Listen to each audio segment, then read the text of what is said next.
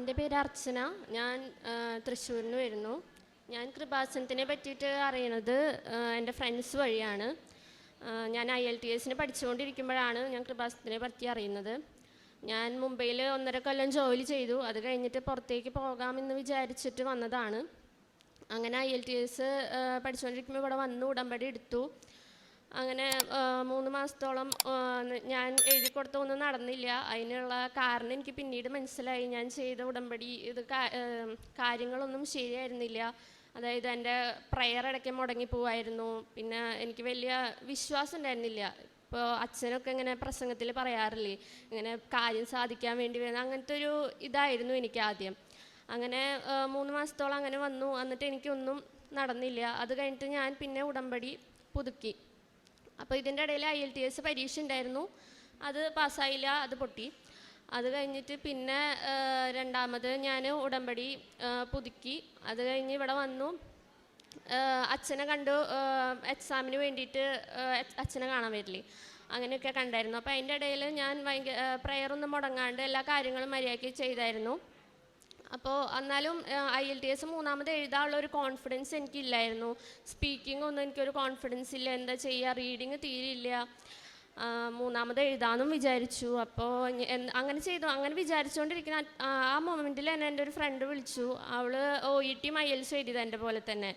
അതായത് IELTS എൻ്റെ കൂടെ പഠിച്ചത് അവൾ. അത് കഴിഞ്ഞിട്ട് OET എഴുതി. അപ്പോൾ അവൾ എൻ്റെ അടുത്ത് പറഞ്ഞു, നീ OET ഒന്ന് ട്രൈ ചെയ്യ് IELTS വിട്ടിട്ട് എന്ന് പറഞ്ഞു. അപ്പം ഞാൻ OET ട്രൈ ചെയ്യാനുള്ള 2 മെയിൻ റീസൺ. ഒന്നാമത് അതിൻ്റെ ഫീസും പിന്നെ അതിൻ്റെ സ്പീക്കിങ് ഞാൻ വിചാരിച്ചത് തിയറട്ടിക്കൽ നോളജ് ആണ്. നമ്മൾ പഠിക്കണ കാര്യങ്ങൾ ചോദിച്ചിട്ട് കിട്ടിയില്ല എന്നുണ്ടെങ്കിൽ നമ്മൾ ഔട്ടാവും. അങ്ങനെ വിചാരിച്ചിട്ടാണ് ഞാൻ ആ OET എടുക്കാഞ്ഞത്. എൻ്റെ വീട്ടിലൊക്കെ പറഞ്ഞായിരുന്നു OET നോക്കിയാൽ പോരേന്ന് പറഞ്ഞപ്പോൾ ഞാൻ ഇതും പറഞ്ഞു ഒഴിയായിരുന്നു.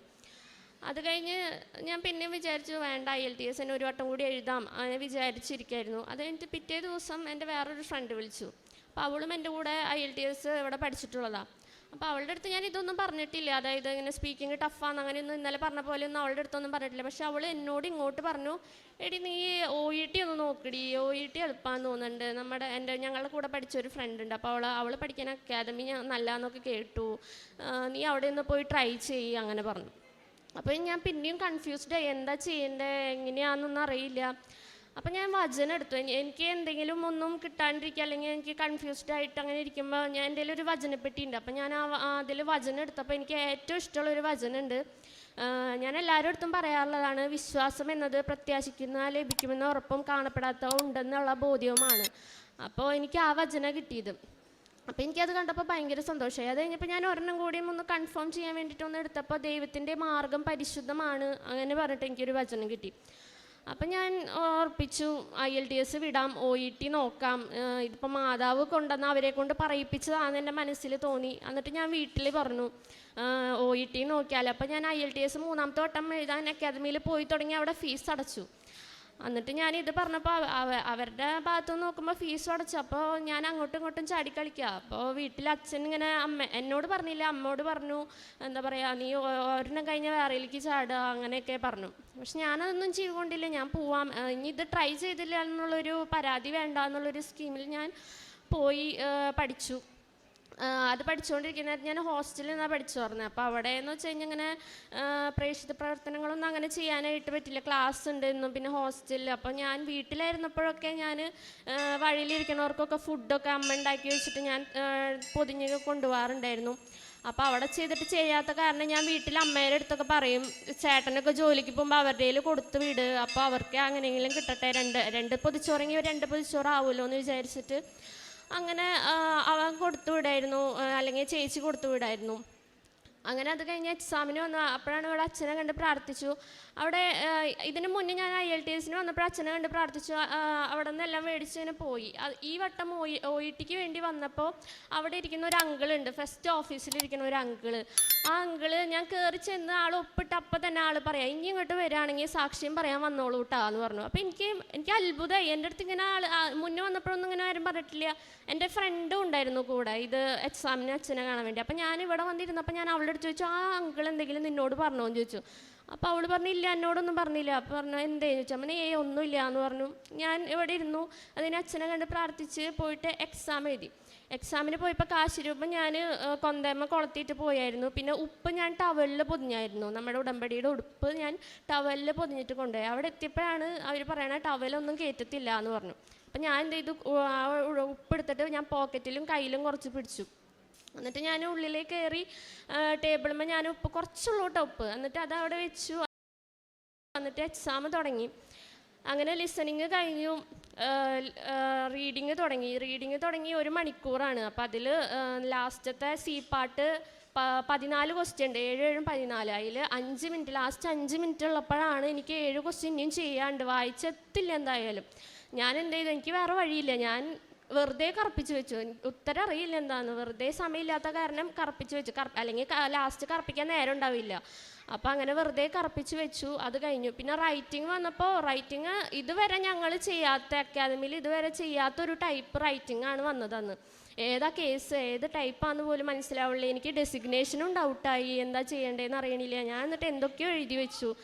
അത് കഴിഞ്ഞിട്ട് സ്പീക്കിങ്ങിൻ്റെ കാര്യം വന്നപ്പോൾ, സ്പീക്കിങ്ങിന് ഇവിടെ അച്ഛൻ ഇങ്ങനെ ഇതിലൊക്കെ പറയാറുണ്ട്, നമ്മുടെ ധ്യാനത്തിലും പിന്നെ ഇവിടെ സാക്ഷ്യങ്ങളൊക്കെ പറയാറുണ്ട്, ഇങ്ങനെ നമുക്ക് ഇതായിട്ട് ഇങ്ങനെ പച്ച ഡ്രസ്സ് ഇട്ട്, അതായത് നമ്മുടെ മെഴുകുതിരി രൂപം പച്ചയും നീലയൊക്കെ വന്നു കഴിഞ്ഞിട്ടുണ്ടെങ്കിൽ നമുക്കത് നല്ല ഇത് സൈനാന്ന് വിചാരിച്ചിട്ട്. അപ്പം ഞാനും അങ്ങനെ വിചാരിച്ചിട്ട് ഞാൻ പോയി സ്പീക്കിങ്ങിന് കയറിയപ്പോൾ അത് ആള് ഇൻ്റർലോക്യൂട്ടർ വൈറ്റ് ഡ്രസ്സ് ഇട്ട. അപ്പം തന്നെ ഞാൻ നിരാശയായി, അയ്യോ വൈറ്റ് പോയി അങ്ങനെ വിചാരിച്ചു. പക്ഷേങ്കിൽ അത് കഴിഞ്ഞ് ഞാൻ സ്പീക്ക് ചെയ്ത്, അതിൻ്റെ ഇടയിൽ സ്പീക്ക് ചെയ്തുകൊണ്ടിരിക്കുമ്പോൾ, അതായത് സ്പീക്കിങ് സ്റ്റാർട്ട് ചെയ്ത് പകുതി എത്തിയപ്പോഴുണ്ട് ഒരു 7 സെക്കൻഡോളം ഞാൻ മിണ്ടിയിട്ടില്ല, സംസാരിച്ചില്ല. ആളിങ്ങനെ കൈകൊണ്ട് കാണിച്ചിട്ട് എനിക്ക് എന്താ പറയേണ്ടതെന്ന് അറിയാണ്ട് ഞാൻ അവിടെ സ്റ്റക്കായി.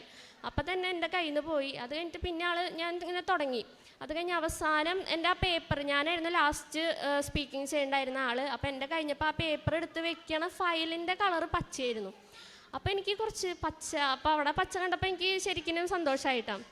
എന്നാലും ഇറങ്ങി വന്നപ്പോഴും എനിക്ക് ഇൻ്റർലോക്യൂട്ടർ സുഖമായിരുന്നില്ല. ബാക്കിയുള്ള എൻ്റെ ഫ്രണ്ട്സിൻ്റെ അങ്ങനെ പറയുമ്പോഴും എൻ്റെ മുഖാകെ വാടിയിട്ടിരിക്കേണ്ടായിരുന്നു, എന്തുട്ടാ ചെയ്യാം അങ്ങനെയൊക്കെ വിചാരിച്ച്. അത് കഴിഞ്ഞിട്ട് ഞാൻ വീട്ടിലേക്ക് വരുമ്പോഴൊക്കെ ഞാൻ വീട്ടിൽ അച്ഛനും അമ്മയും ചേട്ടനും എൻ്റെ ഫ്രണ്ട്സൊക്കെ എന്താ പറയുക, ഞാൻ ഈ എക്സാം പാസ്സാവണം നോക്കിയിരിക്കുക. കാരണം വീട്ടിൽ അത്ര ക്രൂഷ്യലാണ് സിറ്റുവേഷൻ എന്ന് പറഞ്ഞാൽ. ഞാനിപ്പോൾ ജോലി രാജിവെച്ചു കഴിഞ്ഞു, ചേട്ടനച്ഛൻ മാരീഡാണ്, കുട്ടിയുണ്ട്.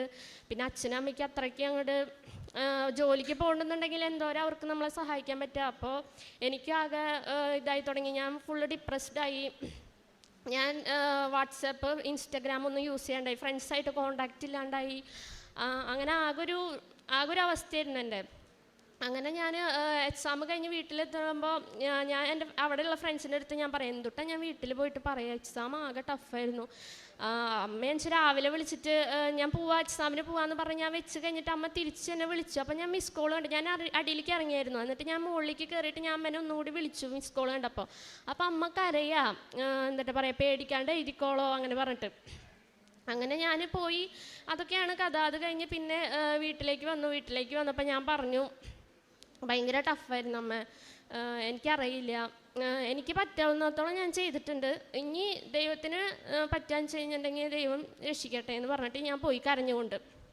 അങ്ങനെ പിന്നെ എന്നിട്ടാ ഞാൻ എൻ്റെ ചേട്ടൻ എൻ്റെ അടുത്ത് ചോദിച്ചു എങ്ങനെ ഉണ്ടായിരുന്നു പരീക്ഷ. അപ്പോൾ ഞാൻ പറഞ്ഞു ടഫായിരുന്നു. അപ്പോൾ സാധാ യൂഷ്വലി IELTS പൊട്ടിയ പോലെ തന്നെ അവൻ പറഞ്ഞു, അപ്പോൾ അത് പിന്നെ ഇതൊന്നും നോക്കണ്ടല്ലോ, അപ്പോൾ പിന്നെ ജോലിക്ക് കയറിക്കൂടെ അങ്ങനെ പറഞ്ഞു. ഞാൻ പറഞ്ഞു വേണ്ട, റിസൾട്ട് വരട്ടെ. അപ്പോഴും എൻ്റെ മൈൻഡിൽ വേറെ ജോലിക്ക് പോകണം എന്നുള്ളൊരു ഇത് വന്നിട്ടില്ല. ഞാൻ ഒന്നും എന്താ പറയുക, റിസൾട്ട് വരെ നോക്കട്ടെ എന്നുള്ളൊരു മൈൻഡ് തന്നെ എൻ്റെ മനസ്സിൽ എപ്പോഴും. എല്ലാവരും എൻ്റെ ഫ്രണ്ടും ചോദിച്ചു എന്തുട്ട് ഇനി എന്താ ഉദ്ദേശം അങ്ങനെയൊക്കെ ചോദിച്ചപ്പോഴും ഞാൻ പറഞ്ഞു റിസൾട്ട് വരട്ടെ, നോക്കട്ടെ, അത് കഴിഞ്ഞിട്ട് സംസാരിക്കാം അങ്ങനെ പറഞ്ഞു. അത് കഴിഞ്ഞിട്ട് ഈ ദിവസങ്ങളൊക്കെ എനിക്ക് ആകെ റിസൾട്ടിൻ്റെ കാര്യം ആലോചിച്ച് ടെൻഷനായിരുന്നു. പക്ഷേ എനിക്ക് വേറെ ഒന്നും, അതായത് ഇപ്പോൾ ഇങ്ങനെ പറയാറുണ്ട് അടുത്ത പരീക്ഷയ്ക്ക് വേണ്ടി പഠിക്കാം, അതായത് ഇത് തോക്കുന്നുണ്ടെന്നുണ്ടെങ്കിൽ അടുത്ത പരീക്ഷയ്ക്ക് വേണ്ടി നോക്കാം, നമ്മുടെ കയ്യിലുള്ള മെറ്റീരിയൽ വെച്ച് നമുക്ക് ചെയ്യാം അങ്ങനെയൊക്കെ. പക്ഷേ എൻ്റെ മനസ്സിൽ അങ്ങനെയൊന്നും ചെയ്യാൻ എനിക്ക് തോന്നണില്ല. ഇത് കിട്ടും അങ്ങനെ ഒരു മനസ്സിൽ, അതന്നെ എൻ്റെ മനസ്സിൽ. എന്നിട്ട് ഞാനൊന്നും ചെയ്തില്ല, അങ്ങനെ ഇരുന്നു. അത് കഴിഞ്ഞ് ഞാൻ ഇവിടെ വീട്ടിലേക്ക് വന്നപ്പോൾ ഞാൻ എന്താ പറയുക ഡ്രസ്സുകളും അങ്ങനെയൊക്കെ ഇങ്ങനെ പ്രവർത്തനങ്ങളൊക്കെ ഞാൻ ചെയ്യായിരുന്നു. അത് കഴിഞ്ഞ് ഇന്നലെ എൻ്റെ റിസൾട്ട് വന്നു. അപ്പോൾ എൻ്റെ ഫ്രണ്ട്സാണ്, ഞാൻ റിസൾട്ട് വന്ന് അറിഞ്ഞില്ല, എൻ്റെ ഫ്രണ്ട്സാണ് മെസ്സേജ് അയച്ചത്. അപ്പോൾ റിസൾട്ട് വന്നു എന്ന് പറഞ്ഞിട്ട് നോക്കാൻ. അപ്പോൾ ഇന്നലെ എൻ്റെ ഫ്രണ്ടിൻ്റെ അച്ഛൻ മരിച്ചിട്ട് ഞാൻ പോണ കാരണം എനിക്ക് നോക്കാൻ പറ്റിയില്ല. പിന്നെ ഞാൻ മനസ്സിൽ വിചാരിച്ചായിരുന്നു റിസൾട്ട് വരാമെന്ന് വെച്ചാൽ ഞാൻ ഏതെങ്കിലും പള്ളിയിൽ പോയിട്ട് നോക്കുള്ളൂ, വീട്ടിലിരുന്ന് നോക്കില്ല എന്ന്. അപ്പോൾ ഞാൻ എൻ്റെ വീട് തൃശ്ശൂരാണ്. അപ്പോൾ തൃശ്ശൂർ പുത്തമ്പള്ളിയിൽ ഞാൻ എപ്പോഴും പോകാറുള്ളതാണ്. അപ്പോൾ പുത്തമ്പള്ളിയിൽ പോയി ഞാൻ കാശിരൂപവും പിന്നെ കൊന്തയും കയ്യിൽ പിടിച്ചിട്ട് ഞാൻ പാസ്വേഡ് അടിച്ച് നോക്കി ഞാൻ. അപ്പോൾ നോക്കിയപ്പോൾ എനിക്ക് UK സ്കോർ തന്നിട്ട് മാതാവ് എന്നെ രക്ഷിച്ചു. എന്താ പറയുക, ഞാൻ പാസ്സാവില്ല, എൻ്റെ ഇതുകൊണ്ട് ഞാൻ പാസ്സാവില്ല എന്ന് എനിക്ക് 100-ൽ 101% ഉറപ്പായിരുന്നു. മാതാവ് മാത്രം അത് ചെയ്തു തന്നേക്കണം എനിക്ക്. ഞാൻ അവിടെ ഇരുന്ന് കുറേ കരഞ്ഞു, കുറേ നന്ദി പറഞ്ഞു. അത് കഴിഞ്ഞിട്ട് ഞാൻ വീട്ടിലേക്ക് വന്നു. പിന്നെ എന്താ കാര്യം എന്ന് വെച്ച് കഴിഞ്ഞിട്ടുണ്ടെങ്കിൽ ഞാൻ ആരോടും പറഞ്ഞിട്ടില്ല. ഇവിടെയാണ് ഞാൻ പറയുന്നത് എൻ്റെ റിസൾട്ട് പബ്ലിഷായി ഇന്ന് പാസ്സായിക്കണ കാര്യം. വീട്ടിൽ പോലും ഞാൻ പറഞ്ഞിട്ടില്ല. കൃപാസനത്തിൽ വരാമെന്ന് പറഞ്ഞു. അവർ സാധാ വരുന്ന പോലെ വരാമെന്ന് വിചാരിച്ചിട്ട് അമ്മയൊന്നും ചോദിച്ചില്ല. അങ്ങനെ റിസൾട്ട് വന്നു, ഞാൻ പാസ്സായി. എനിക്ക് എന്നിട്ട് ആ റിസൾട്ട് വരായിട്ടുമ്പോൾ എനിക്ക് ആകെ ഒരു പ്രാർത്ഥന ഉണ്ടായിരുന്നുള്ളൂ, ദൈവത്തിൻ്റെ ഹിതം എന്താണെന്ന് വെച്ചാൽ അത് നിറവേറട്ടെ. പിന്നെ എന്താണെങ്കിലും അതെന്നെ കൊണ്ട് ഞാൻ ഉൾക്കൊള്ളാൻ, എന്നെ അത് താങ്ങാനായിട്ട് നീ എപ്പോഴും കൂടെ ഉണ്ടാവണേ മാതാവേ. പിന്നെ എൻ്റെ അമ്മയ്ക്ക് ഭയങ്കര വിശ്വാസമാണ്. പിന്നെ എൻ്റെ ചേട്ടനും ഫ്രണ്ട്സും പിന്നെ അച്ഛനൊക്കെ ഇങ്ങനെ കളിയാക്കും, ഇങ്ങനെ പ്രാർത്ഥിക്കണമൊക്കെ കണ്ടിട്ടൊക്കെ. അപ്പോൾ എൻ്റെ ഫ്രണ്ടൊക്കെ പറഞ്ഞിട്ട് നീ ഇതും കൂടി തോറ്റു കഴിഞ്ഞാൽ നീ കൃപാസന പരിപാടി നിർത്തിക്കോട്ടെ, അങ്ങനെയൊക്കെ പറഞ്ഞ് എന്നെ കളിയാക്കിയിട്ടൊക്കെ ഉണ്ട്. അപ്പോഴും ഞാൻ എൻ്റെ മനസ്സിൽ ഇവർക്കൊക്കെ എനിക്ക് ഒരു ഉത്തരം കൊടുക്കണം, ഇതുകൊണ്ടല്ല ഞാൻ പാസ്സായി എന്ന് എനിക്ക് പറയണം, മാതാവിനെ എനിക്ക് പറയണം. അങ്ങനെ പറഞ്ഞു, അമ്മയുടെ വിശ്വാസം നീ കെടുത്തരുത് എന്നൊക്കെ ഞാൻ പറഞ്ഞ് പ്രാർത്ഥിക്കാറ്. അത് കഴിഞ്ഞ് റിസൾട്ട് വന്ന് പാസ്സായി. ഇപ്പോൾ വീട്ടിലൊന്നും അറിഞ്ഞിട്ടില്ല, ഇവിടെയാണ് ഞാൻ പറയണത്. അപ്പോൾ ഇത്രയും ഇതൊരു വലിയൊരു അനുഗ്രഹമാണ്. കാരണം എനിക്ക് എൻ്റെ ചുറ്റുള്ളവരെ എനിക്ക് കുറേ പേരെ രക്ഷിക്കാൻ പറ്റുമെന്നുള്ളൊരു എന്താ പറയുക, ഒരു ആത്മധൈര്യം ഉണ്ട് ഇപ്പോൾ ഈ എക്സാമിലൂടെ. ഇത് കഴിഞ്ഞ് അങ്ങോട്ട് പോയി അതിനൊക്കെ മാതാവിനെ സഹായിക്കുന്നത് എനിക്ക് ഭയങ്കരമായിട്ട് ഉറപ്പുണ്ട്. അപ്പോൾ അതെനിക്ക് ഏറ്റവും വലിയ അനുഗ്രഹമാണ്. മാതാവിന് ഈശോയ്ക്ക് 1000 നന്ദി ഞാൻ പറയുന്നു. പിന്നെ രണ്ടാമത് എന്ന് പറഞ്ഞു കഴിഞ്ഞിട്ടുണ്ടെങ്കിൽ എൻ്റെ ചേട്ടൻ, എൻ്റെ സഹോദരൻ കല്യാണം കഴിഞ്ഞിട്ട് 5 കൊല്ലമായി. ലവ് മാരേജാണ്. 4 വയസ്സായിട്ടുള്ളൊരു കുട്ടിയുണ്ട്. പക്ഷേ ഈ 1 കൊല്ലം ആയിട്ട് അവർ ഭയങ്കര വാക്കുതർക്കവും ഡൈവോഴ്സ് വരെ എത്തിയ കാര്യങ്ങൾ. ആർക്കും അക്സെപ്റ്റഡ് അല്ല. പക്ഷേ ഫാമിലി അച്ഛൻ്റെ വീട്ടുകാരൊക്കെ അറിഞ്ഞു. അതായത് ഇവർ ചേർന്നില്ല അങ്ങനെയൊക്കെ പറഞ്ഞ് ഭയങ്കര ഇതായി. വീട്ടിൽ സമാധാനം ഇല്ലാണ്ടായി. അപ്പം അമ്മയും അച്ഛനും കിടന്ന് ഉറങ്ങാറില്ല ഇതൊക്കെ പറഞ്ഞിട്ട്. പിന്നെ അവസ്ഥ അറിയാലോ, ഒരു വീട്ടിലിങ്ങനെ ഡൈവോഴ്സ് അങ്ങനെ കുട്ടിയുടെ കാര്യമൊക്കെ ആലോചിക്കുമ്പോൾ എല്ലാവരും പറഞ്ഞിട്ടും ശരിയാവണില്ല. ചേച്ചി എൻ്റെ അടുത്ത് വന്ന് കരച്ചിൽ അങ്ങനെയൊക്കെ ആയി. പക്ഷെ ഇപ്പോൾ എന്താ പറയുക, മാതാവ് അനുഗ്രഹിച്ചിട്ട് അവർ രണ്ടുപേരും ഒരു കുഴപ്പമില്ല, ഇപ്പോൾ കുഴപ്പമില്ലാണ്ട് ജീവിക്കണു. ഇന്നലെ 2-3 ദിവസം മുന്നേ അവർ ട്രിപ്പൊക്കെ പോയായിരുന്നു ഉണ്ണീനെയും കൊണ്ട്. അങ്ങനെ അതും ഒരു വലിയ അനുഗ്രഹം. എൻ്റെ അച്ഛൻ്റെ അമ്മയ്ക്കും അതും ഒരു വലിയ അനുഗ്രഹം മാതാവ് തന്നു.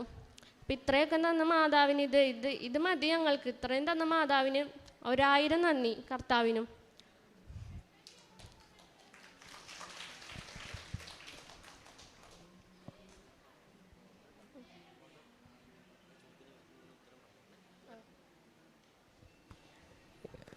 പരിശുദ്ധ അമ്മ വഴി ലഭിച്ച അനുഭവങ്ങളാണ് ഈ മകള് ഇപ്പോൾ പറഞ്ഞത്. ഈ വ്യക്തിപരമായിട്ടുള്ള ഈ വിശ്വാസത്തിൻ്റെ ഒരു ജീവിതം ഉണ്ടല്ലോ, അതിപ്പം എല്ലാവർക്കും ഉണ്ട്. നമ്മൾ ശ്രദ്ധിച്ചാലും ശ്രദ്ധിച്ചില്ലെങ്കിലും ഗൗരവമായിട്ട് എടുത്താലും എടുത്തില്ലെങ്കിലും ഇങ്ങനെ ഒരു വിശ്വാസ ജീവിതത്തിൽ മോൾക്ക് ദൈവവുമായിട്ടുള്ളൊരു ബന്ധത്തിലുമൊക്കെ ഈ പ്രാർത്ഥന എങ്ങനെ സഹായിച്ചതെന്നും കൂടി മോളൊന്ന് 2 വാക്കിലൊന്ന് പറയണം. ഞാൻ എന്താ പറയുക, എനിക്ക് ദൈവത്തിൽ വിശ്വാസം ഉണ്ടെങ്കിലും ഇത്ര ഡീപ്പായിട്ട് ഞാൻ ദൈവത്തിനെ അറിഞ്ഞത് കൃപാസനത്തിൽ വന്നതിന് ശേഷമാണ്. സത്യം പറഞ്ഞാൽ ഉടമ്പടി പുതുക്കിയതിന് ശേഷമാണ് ഞാൻ കൂടുതലായിട്ട് ദൈവത്തിനോട് അടുത്തത്. ഞാൻ ക്രിസ്ത്യനല്ല, ഹിന്ദു ആണ്. പക്ഷേങ്കിൽ ഞാൻ കോൺവെൻറ്റ് സ്കൂളിൽ പഠിച്ച കാരണം അങ്ങനെ അതൊക്കെ എനിക്കറിയാം. പിന്നെ എൻ്റെ ഫ്രണ്ട്സ് ക്രിസ്ത്യൻസ് ആയ കാരണം അങ്ങനെ കുറേ കേട്ടിട്ടുണ്ട്. അങ്ങനെയാണ് ഈ വചനങ്ങളൊക്കെ എനിക്ക് കിട്ടിയേക്കണത് കേട്ടോ. പിന്നെ ഇവിടെ വന്ന് ഇതൊക്കെ കഴിഞ്ഞതിന് ശേഷം ഞാൻ എന്താ പറയുക, ബൈബിള് വായിക്കും, അരമണിക്കൂർ ബൈബിള് വായിക്കും. പിന്നെ അച്ഛൻ്റെ ധ്യാനം എന്നും ഇപ്പോൾ ചൊവ്വാഴ്ച ഉള്ളത് പറ്റുമ്പോൾ ആഴ്ച തന്നെ എന്തായാലും ഫുള്ളായിട്ട് കാണാൻ നോക്കും. അങ്ങനെയൊക്കെ ചെയ്യും. അപ്പോൾ ഇപ്പോൾ കൂടുതൽ എനിക്ക് എന്താ പറയുക, ഭയങ്കരമായിട്ട് എനിക്ക് വിശ്വാസം വന്നു. ഈ എക്സാമും കൂടി കഴിഞ്ഞപ്പോൾ പിന്നെ ഭയങ്കരമായിട്ട് എനിക്ക് വിശ്വാസം വന്നു. കാരണം എനിക്കറിയായിരുന്നു ഞാൻ എഴുതിയിട്ടുണ്ടെങ്കിൽ അത് ജയിക്കില്ല എന്ന് എനിക്ക് ഉറപ്പായിരുന്നു. പക്ഷേ ഈ മാതാവാണ് എന്നെ ജയിപ്പിച്ചത്, ഉറപ്പാത്. വിശ്വാസം എന്നത് പ്രത്യാശിക്കുന്നത് ലഭിക്കുമെന്നും ഉറപ്പും കാണപ്പെടാത്തവ ഉണ്ട് എന്നുള്ള ബോധ്യമാണ്. ഈ വചനമാണ് ഈ മകൾക്ക് ഏറ്റവും കൂടുതൽ ഇഷ്ടപ്പെട്ടതെന്നാണ് ഇവിടെ ഇപ്പോൾ സാക്ഷ്യം പറഞ്ഞപ്പോൾ 2 പ്രാവശ്യമായിട്ട് അവൾ പറഞ്ഞതും. അപ്പോൾ തൻ്റെ ജീവിതത്തിൽ എപ്പോഴും ഇവിടെ സാക്ഷ്യം കേൾക്കുന്ന നിങ്ങളോടും സാക്ഷ്യം പറയുന്നവരുടെ ഒരു പ്രധാനപ്പെട്ട വ്യൂ പോയിൻ്റ് എന്ന് പറയുന്നത് ഈ വിശ്വാസത്തിൻ്റെ അനുഭവമാണ് ഒരാളെ ഒരു വിശ്വാസിയാക്കി മാറ്റുന്നത്. ദൈവാനുഭവം നമ്മുടെ ജീവിതത്തിൽ ഉണ്ടാകുമ്പോൾ നമുക്ക് ഒരു വിശ്വാസത്തിൻ്റെ ഒരു തുറവി നമുക്ക് ലഭിക്കും.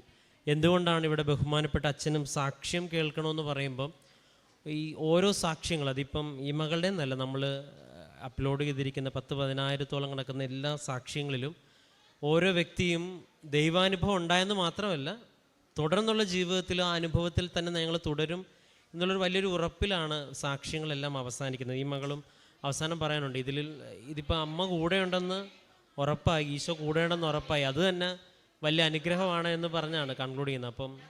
അപ്പം ജീവിതത്തിൽ ഇങ്ങനൊരു ഉറപ്പ് എനിക്ക് തോന്നുന്നു ഈ ഒരു വചനത്തിൻ്റെ പ്രാർത്ഥനയും അതിൽ ഇവിടെ ഒരുപാട് സഹായിച്ചിട്ടുണ്ട്. കാരണം അവർക്ക് ഇഷ്ടപ്പെട്ട വചനവും ഈ ഉറപ്പിൻ്റെ വചനം തന്നെയാണ്, പ്രത്യാശിക്കുന്ന ലഭിക്കുമെന്നുള്ള ഉറപ്പും.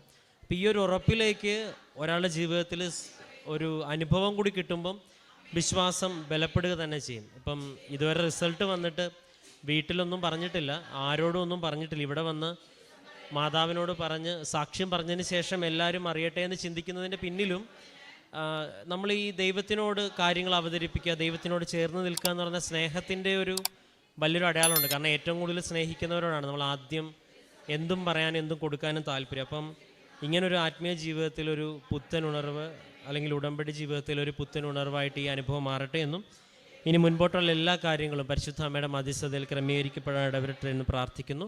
അപ്പോൾ ഈ മകളുടെ ജീവിതത്തിൽ ദൈവം ചൊരിഞ്ഞ എല്ലാ അനുഗ്രഹങ്ങൾക്കും നമുക്ക് നിറഞ്ഞ കരങ്ങളടിച്ച് ദൈവത്തിൻ്റെ നാമം മഹത്വപ്പെടുത്താം.